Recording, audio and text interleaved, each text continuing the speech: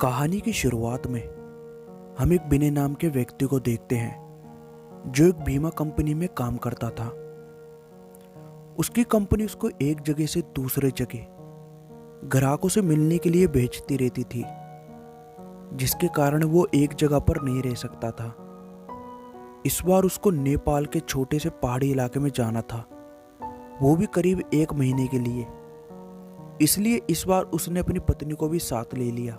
फिर बिने और उसकी पत्नी दोनों नेपाल के लिए निकल पड़े। वैसे भी ठंड का मौसम था और नेपाल में काफी तेज बर्फ पड़ रही थी। वो लोग अपने घर पहुंच चुके थे। उन्हें अपने घर तक पहुंचने में काफी तकलीफ हुई, क्योंकि घर छोटे से गांव में एक पहाड़ी इलाके में था, जिसकी वजह से दोनों काफी थक चुके थे। अब रात के 12:30 बज चुके थे। बिने और उसकी पत्नी जहाँ रह रहे थे, वहां दूसरे घर एक दूसरे से बहुत दूर दूर थे और बाहर जोरों से ठंडी हवा और बर्फ गिर रही थी कि दोनों अपने कमरे में आराम कर ही रहे थे कि अचानक उनको लगा कि किसी ने उनके घर का दरवाजा खटखटाया है। फिर उन्होंने सोचा कि क्या पता तेज हवा चलने की वजह से ऐसा हो रहा हो, इसलिए उन्होंने उसको अनदेखा कर दिया। अगली सुबह बिने जिस काम के लिए आया था उसके लिए वो निकल पड़ा। अब उसकी पत्नी घर में अकेली थी। अब उसको कुछ समझ नहीं आ रहा था कि वो घर में बैठे वक्त कैसे बिताए। उसने सोचा कि चलो क्यों ना बाहर जाकर ही कुछ देख लिया जाए।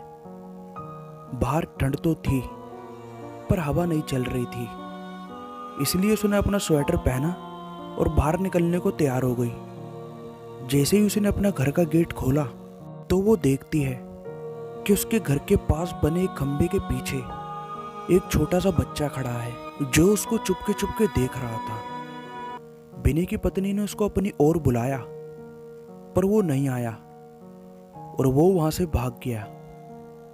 अगले दिन भी कुछ ऐसे ही हुआ। वो लड़का उसको फिर से घूर के देखे जा रहा था।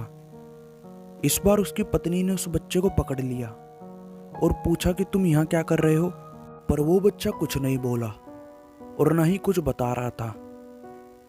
बिने की पत्नी ने उससे उसके घर के बारे में पूछा, तब भी वो कुछ नहीं बोल रहा था। आखिर में उसका नाम पूछने पर उसने अपनी धीमी सी आवाज में अपना नाम सूर्य बताया और फिर वहां से भाग गया। पर बिने की पत्नी को उस बच्चे का स्वभाव कुछ समझ नहीं आया और ये सिलसिला ऐसे ही चलता रहा। वो बच्चा रोज उसको खंबे के पीछे से घूरता रहता था। उस दिन रविवार की रात थी। बिने और उसकी पत्नी अंगीठी के सामने हाथ ताप रहे थे, क्योंकि बाहर बहुत ज्यादा बर्फ पड़ रही थी और ठंडी ठंडी हवाएं चल रही थी। पर तभी अचानक किसी ने उनका दरवाजा खटखटाया। उन दोनों को फिर से लगा कि शायद हवा की वजह से ऐसा हो रहा हो, पर तभी फिर से किसी ने दरवाजा खटखटाया और इस बार खटखटाने की आवाज साफ आ रही थी। यह आवाज सुनकर दोनों डर गए, क्योंकि इतनी रात को कौन हो सकता है, वो भी इतनी ठंड में।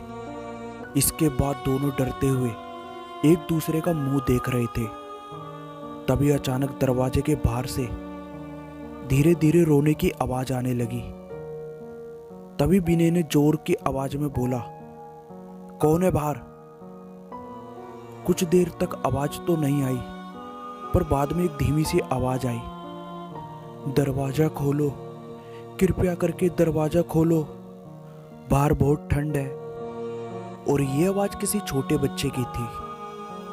तभी बिने की पत्नी को ये आवाज जानी पहचानी लगी। उसने कहा कि ये तो उसी बच्चे की आवाज लगती है जो रोज घर के बाहर खड़ा रहता था।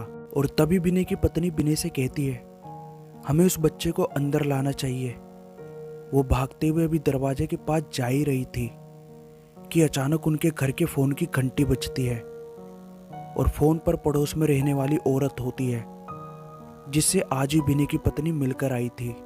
बिने की पत्नी ने फोन उठाया और वहां से उस औरत की आवाज आई, हेलो जी, मैं आपको बताना भूल गई थी कि अगर आपके घर के बाहर कोई भी दरवाजा खटखटाए तो उसको मत खोलना। बिने की पत्नी ने कहा कि अभी मेरे घर के बाहर एक बच्चे की आवाज आ रही है जो दरवाजा खोलने को कह रहा है। और तभी वो पड़ोस वाली औरत बिनी की पत्नी से कहती है, नहीं नहीं, आप बिल्कुल मत खोलना, वो असल में एक आत्मा है। यहाँ जब जब तेज आंधी और ठंड पड़ती है वो तब तब सबके घर के बाहर जाता है और दरवाज़ा खोलने को कहता है। वो ठंड का बहाना बनाता है और दरवाज़ा खुलवाने की कोशिश करता है। अगर कोई गलती से भी दरवाज़ा खोल देता है तो उसकी लाश अगले दिन बर्फ में दबी हुई मिलती है। ये सुनते ही जैसे उनके पैरों से जमीन खिसक गई। वो सोचने लगी कि जो बाहर दरवाज़ा खटखटा रहा है वो असल में एक आत्मा है। उन्होंने दरवाज़ा नहीं खोला। अगले दिन ही वो दोनों भागकर पड़ोसी के पास गए और पूरे मामले के बारे में पूछा। तब उस औरत ने बताया कि इस गांव में एक परिवार रहता था और ठंड के मौसम में पहाड़ टूटने की वजह से उस परिवार की मौत हो गई और उनमें से बस एक बच्चा बच गया था और वो दूसरों के घर जा जाकर खाना मांगता था। एक दिन बहुत जोरों से बर्फ पड़ रही थी और वो बच्चा दूसरों के घर के बाहर दरवाज़ा खटखटाकर घर के अंदर आने के लिए बोल रहा था, पर किसी ने भी उसकी आवाज़ नहीं सुनी। ठंड की वजह से सब अपने घरों में आराम से सो रहे थे। फिर कल सुबह होने पर उस बच्चे की लाश बर्फ में अकड़ी हुई मिली। आज भी कभी भी जोरों से बर्फ पड़ती है तो उसकी आत्मा सबके घर के पास आती है और आवाज़ लगाती है। और ये सब सुनकर बिने और उसकी पत्नी दोनों हैरान हो गए। लेकिन वो वहाँ 1 महीने तक जब तक रहे तब तक 3-4 बार उनके साथ ऐसा ही हुआ। लेकिन बिने का काम खत्म हो जाने पर वो वहाँ से हमेशा के लिए चले गए। तो दोस्तों, ये कहानी आपको कैसी लगी हमें कमेंट करके ज़रूर बताएं और वीडियो को लाइक और चैनल को सब्सक्राइब जरूर करें। मिलते हैं अगली कहानी में।